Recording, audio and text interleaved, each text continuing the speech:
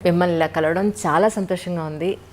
ఇంకోటి ఏంటంటే ఐ డ్రీమ్లో మీరు మొట్టమొదటిసారిగా మాకు ఇచ్చే first interview. I'm really so excited.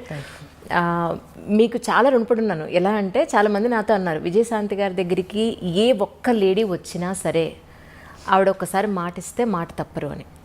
అందరు ఇలాగ చెప్తారులే అనుకున్నాను.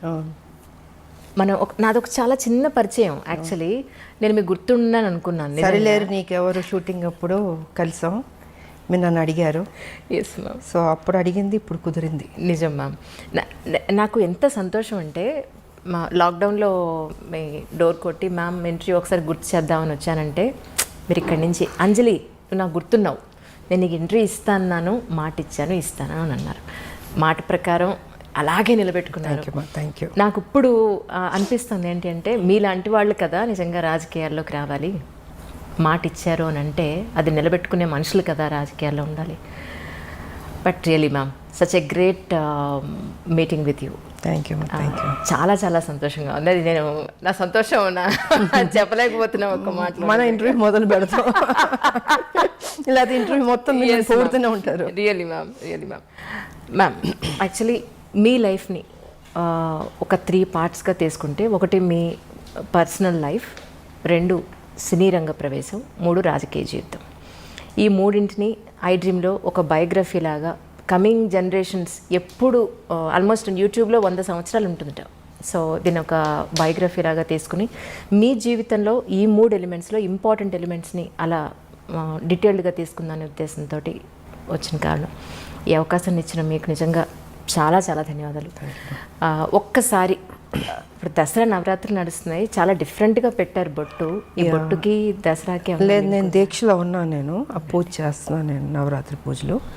సో కొన్ని పూజలు అంటే నేను డెఫినెట్గా నేను చేస్తూ ఉంటాను. సో ఇది నవరాత్రి కాబట్టి అమ్మవారికి ఆ దీక్షలో ఇంకా చేస్తున్నాను నేను. ప్రశాంతంగా ఉంటుంది మాకు, అంటే మార్నింగ్ అన్ని పూజలే ఉంటాయి కదా మాకు.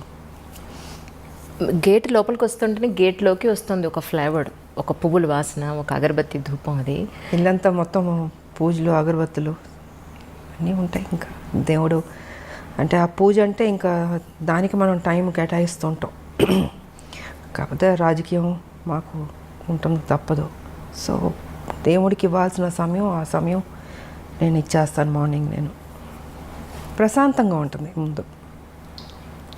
ఈ అంటే పర్టికులర్గా ఆ బొట్ట అలా పెట్టడానికి కారణం ఏదైనా ఉందా అండి? ఏమో నాకు తెలీదు. దేవుని దండం పెట్టుకుంటా అలా పెట్టేస్తాను అంతే.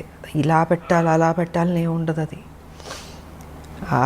ఆ పూజ చేసినంతసేపు స్వామిలో ఆ లీనమైపోతున్నట్టు ఉంటుంది.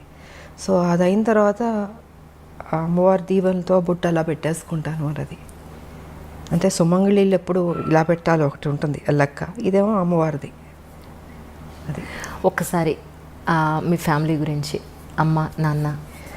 ఫ్యామిలీ గురించి చెప్పాలంటే నేను, మా మదరు, మా ఫాదరు, ఒక అన్నయ్య, నలుగురమే. ఫ్యామిలీ పరంగా చూసుకుంటే చాలా పెద్ద ఫ్యామిలీ. బట్ మా మదర్కి ఫాదర్కి నేను మా అన్నయ్య ఆయన జస్ట్ ఒక 2-3 ఇయర్స్ బ్యాక్ చనిపోయారు. సో నేను ఒక్కదానే ఉన్నాను. అండ్ ఇప్పుడు నేను నా భర్త, అంతే, ఇద్దరమే. చిన్న ఫ్యామిలీ ఇప్పుడు. కానీ మీ గురించి తెలుసుకోవాలి ఇంటర్వ్యూ కోసం అన్నప్పుడు నాకు యూట్యూబ్లో చాలా వీడియోలు మీ నాన్నగారు అంటే మీకు చాలా ఇష్టమని, మీరు షూటింగ్ టైంలో ఉన్నప్పుడు నాన్నగారు కాలం చేశారని, దాన్ని అసలు ఆ టైంలో మీరు కళ్ళు తిరిగి పడిపోయారని కూడా కొన్ని వీడియోలో చెప్పడం జరిగింది. ఒక్కసారి నాన్నగారి గురించి తెలుసు. యాక్చువల్గా దేవాలయం షూటింగ్ చేస్తున్నాం, అమరావతి, గుంటూరు నుంచి అమరావతి. సో అక్కడ షూటింగ్ చేస్తుంటే అక్కడ ఏంటంటే ఫాదర్కి చితి పెట్టడం సీను, టి కృష్ణ గారు డైరెక్షన్, దేవాలయం, శ్రవణ్ బాబు గారిని. సో అక్కడ ఫాదర్కి చితి పెట్టడం సీన్ నేను వెళ్ళి కూతురు చితి పెడుతుంది. ఆ సమయంలో ఏంటంటే ఇక్కడ చెన్నైలో అప్పుడు మా నాన్నగారు పోవడం జరిగింది. నాకు తెలియదు, చెప్పలే, టి కృష్ణ గారు ఎవరు చెప్పలే. సరే ఈవినింగ్ షూటింగ్ అంతా అయిన తర్వాత ఇన్ఫర్మేషన్ వచ్చింది. ఇప్పుడంటే మనకు సెల్ ఫోన్స్ ఉన్నాయి, అప్పుడంతా ల్యాండ్ లైన్, టైం పట్టేది, దొరికేది కాదు. ఐ థింక్ 6:37కి టి కృష్ణ గారికి వచ్చింది మెసేజ్, ఇలాగా ఫాదర్ పోయారనేసి. సో ఆయన ఏం చేశారంటే పోయారని చెప్పలే నాకు, నైట్ షూటింగ్ ఉండింది. డే అంతా శ్మశానంలో షూటింగు, నైట్ వచ్చి ఈ దశావతారాల పాటలు తీస్తున్నాం అది. సో దానికి నేను డ్రెస్ చేంజ్ చేసుకోవడానికి క్లాసికల్ డ్రెస్ చేసుకుని రెడీ అయ్యి వస్తున్నాను. టీ కృష్ణ గారు అన్నారు, ఇలా నాన్నగారు బాగాలేదంట, బయలుదేరమ్మన్నారు అన్నారు. అంతే చెప్పారు. ఏమైందంటే లేదు బాగాలేదన్నారు, అంతే టెన్షన్ అవ్వబాకమ్మా బాగాలేదన్నారు అన్న. సరే ఆల్మోస్ట్ అన్ని ట్రైన్లు వెళ్ళిపోయినాయి. నైటు అంటే అమరావతి నుంచి గుంటూరుకు రావాలి కదా, వచ్చేటప్పటికి 11-12 అయినట్టుంది నాకు. ఇంకా 12 లాస్ట్ ఒక ట్రైన్ ఉండింది, ఆ ట్రైన్ పట్టుకుని నేను చెన్నైకి వచ్చాను. చెన్నైకి వచ్చి ఇంటికి వచ్చి చూసేటప్పటికి నాన్నగారు పడుకుని ఉన్నారు. నాకేం అర్థం కాలే, అట్లా టోటల్గా అప్సెట్ అయిపోయి మధుర అక్కడ కూర్చున్నారు. ఆవిడేడు వస్తుంది, నాకేం అర్థం కావట్లే. ఎందుకంటే మా నాన్నగారు అంటే చాలా ఇష్టం నాకు నిజంగా. సో ఇంకా అలాగా ఆయన చనిపోవడం జరిగింది. అండ్ దాని తర్వాత మళ్ళీ 1 year గ్యాప్లో మా మదర్ పోయారు. అంటే ఒక దెబ్బ మీద ఇంకొక దెబ్బ. ఆ ఏజ్ చిన్నపిల్లని ఏం తెలుస్తుంది మనకి, తల్లిదండ్రులు ఉండాలని కోరుకుంటాం. అలాంటిది నాన్నగారు ఎన్నో కళ్ళుగా అన్నారు నా కూతురు పెద్ద స్టార్ అవ్వాలి అనేసి. సో ఆ టైం అప్కమింగ్ స్టేజ్ అప్పుడంతా. ఆ సమయంలో ఆయన లేకపోవడం అన్నది పెద్ద సెట్ బ్యాక్ నాకు, నా జీవితంలో పెద్ద బ్లో నాకు. ఇంకా అక్కడి నుంచి మళ్ళీ కోలుకుంటూ మళ్ళీ ముందుకెళ్తుంటే మళ్ళీ మా మదరు ఇంకా ఇది జీవితం అనుకుని ఇంకా అన్నీ నేనే భుజాన్ని వేసుకొని దిగమింగుకొని బాధ్యత తీసుకుని ఇంకా పనే నాకు సర్వస్వం అనుకుని ముందుకెళ్ళడం జరిగింది. అలా జరిగింది మా మదర్ ఫాదర్ది. కానీ ఒక ఆడపిల్లకండి, అంటే అబ్బాయి సొసైటీలో ఏది ఉన్నా, ఎవరి సపోర్ట్ ఉన్నా లేకపోయినా ఈజీగా అమ్మాయితో కంపేర్ చేస్తే ఈజీగా గెటన్ అయిపోగలుగుతాడు.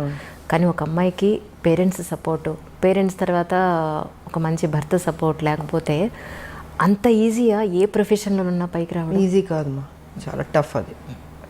కాకపోతే నాకేంటంటే ఫస్ట్ మదర్ ఫాదర్ పోవడం వల్ల లైఫ్ విలువ, వాల్యూ, బాధ్యత అన్నీ ఆటోమేటిక్గా దేవుడు నాకు తెలిసేటట్టు చేశాడు అనిపిస్తుంది. సో రైట్ టైంలో ఒక ఏజ్లో మ్యారేజ్ కూడా, అది కూడా నాకు దేవుడు చేశాడన్నదే.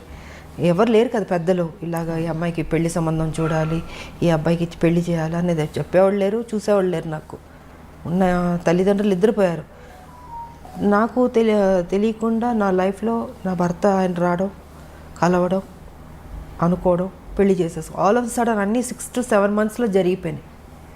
సో రైట్ టైంలో రైట్ డెసిషన్ అంటారు చూసారా, అలాగా రైట్ టైంలో దేవుడు ఆయనే నాకు, అంటే ముక్కోడి దేవతలు పెళ్లి చేస్తారన్నట్టు ముక్కోడి దేవతలు దీవించినట్టు ఉండింది నాకు మంచి భర్త ఇచ్చి. రైట్ టైంలో ఒక సపోర్ట్ ఉండాలి అన్నది జరిగింది. సో లైఫ్ ఇదైంది. బట్ ఆడపిల్లలకి ఎప్పుడూ తల్లిదండ్రులు ఉండాలమ్మా. కొంతమందికి స్మూత్గా వెళ్తుంది, కొంతమందికి టఫ్గా ఉంటుంది. సో నాకేంటి అన్నీ దెబ్బలే కదా జీవితంలో, అన్నీ స్మూత్గా ఎప్పుడు లేదు నా లైఫ్. అన్నీ టఫ్గా దెబ్బలు తింటూ నేర్చుకుంటూ ముందుకు వెళుతూనే అనుకున్నది సాధించాను. కాబట్టి మా ఫాదర్ ఒక కోరిక నేను నెరవేర్చాను, పెద్ద స్టార్ అవ్వాలన్నది. దాని తర్వాత మా భర్త సేమ్ అదే బాధ్యత ఆయన తీసుకుని, ఆయన కూడా అక్కడితో ఆపలే.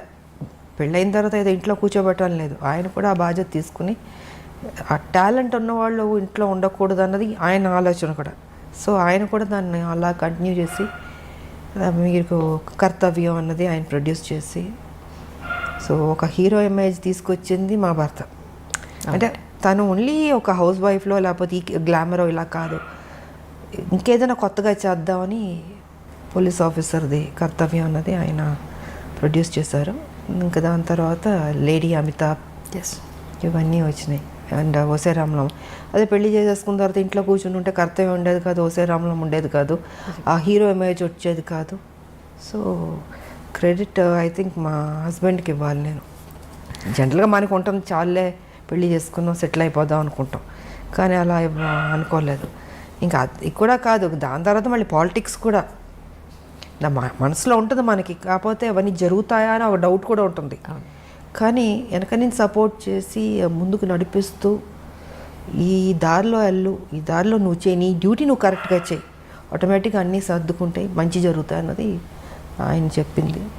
ఇంకా అలాగా కానీ ఒక విమెన్ ఏ ఇండస్ట్రీలో ఉన్నా సరే ఒక ఇమేజ్ తెచ్చుకోవడం, వాళ్ళకంటూ ఒక గుర్తింపు తెచ్చుకోవడం అనేది చాలా కష్టం.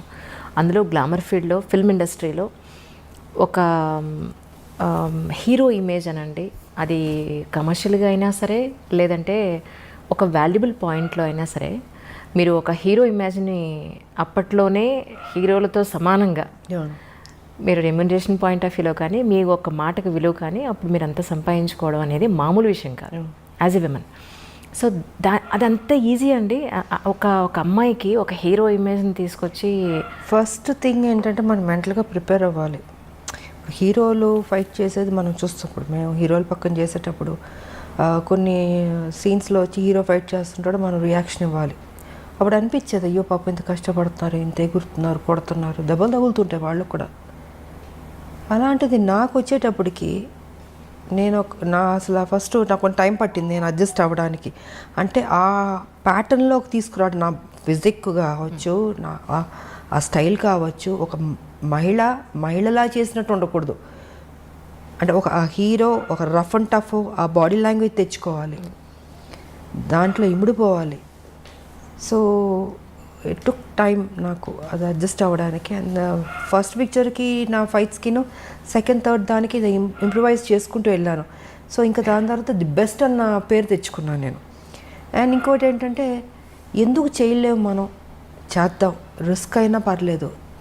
అప్పుడు మాకు ఈ గ్రాఫిక్స్ అంత లేదు, సో ఏదన్నా కూడా ఒరిజినలే ఉండదు, డూప్ లేకుండా చేసేదాన్ని. చేద్దామని మాస్టర్లతో కన్విన్స్ చేసి ఇంకా సాహసాలే అన్నీ